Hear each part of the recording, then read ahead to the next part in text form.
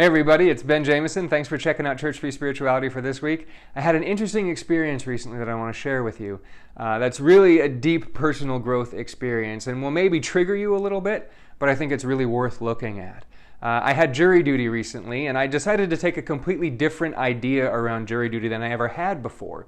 I decided to bring the spiritual practice of loving into my jury duty experience. There's been about 3 or 4 videos back, we started a series on loving and the practice of loving, and so I took that with me into my jury service. And it really changed a lot of things for me about the experience. But one of the really profound experiences I had is that while we began to deliberate the case, somebody asked one of the other jurors what he did for a living.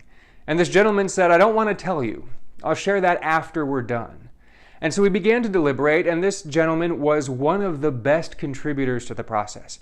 He set the tone for the entire thing. He reminded us at the very beginning what our standard was for how we were looking at the evidence. He would provide some of the best counterpoints to the most commonly held view to make sure that we were really considering everything. And he was very open to sharing his opinions, but also listening to others and changing his mind when new ideas were brought forward. He really helped to facilitate the process in a wonderful way.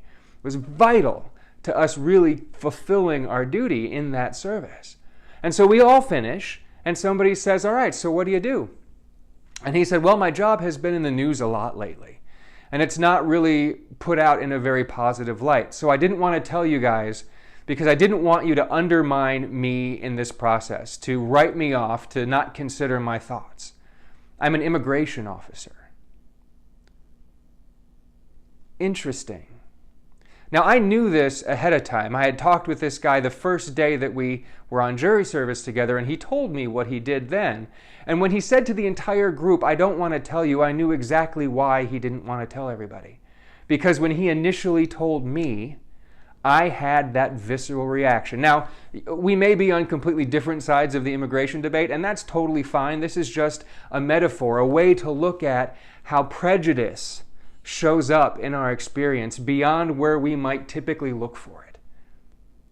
There was a prejudice in me against immigration officers because of how I feel about the immigration debate. I took these high-level, big, bombastic things that get put out in the media, the horrible, most horrible ideas and awful examples of things gone awry that you can find, which they put in the media and feed us.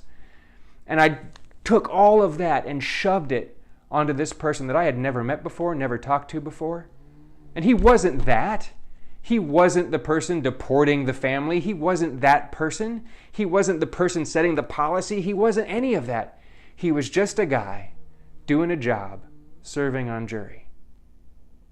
And how would I have related to him differently if I hadn't caught within myself, if I hadn't been practicing loving and noticed the prejudice in me, the prejudgment of this individual based on something that I had no idea about, based on not the facts of this person, not my experience with this person, but based on an idea that really didn't relate to him.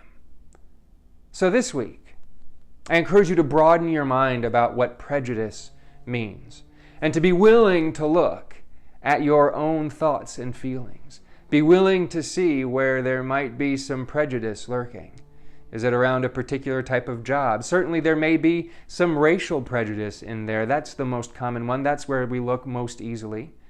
But what about the other areas? What other groups of people do you unintentionally lump together and provide either a negative or a positive view for that person without having any direct experience? This is part of a deep spiritual practice, friends, being willing to look at ourselves, willing to shine the light inside and see where we're off, where our beliefs don't match up with what we say we believe, where our actions don't align with how we intend to show up in the world. So for me, I'm paying attention to where prejudice shows up in my experience, expected and unexpected, and reminding myself that when I'm dealing with an individual, I am dealing with that individual.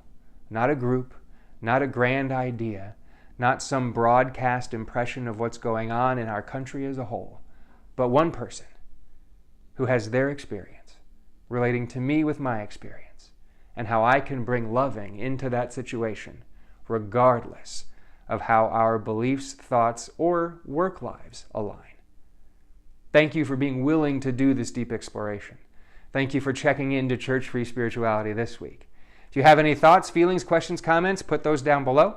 Feel free to like and share. Make sure you subscribe on YouTube to this video series.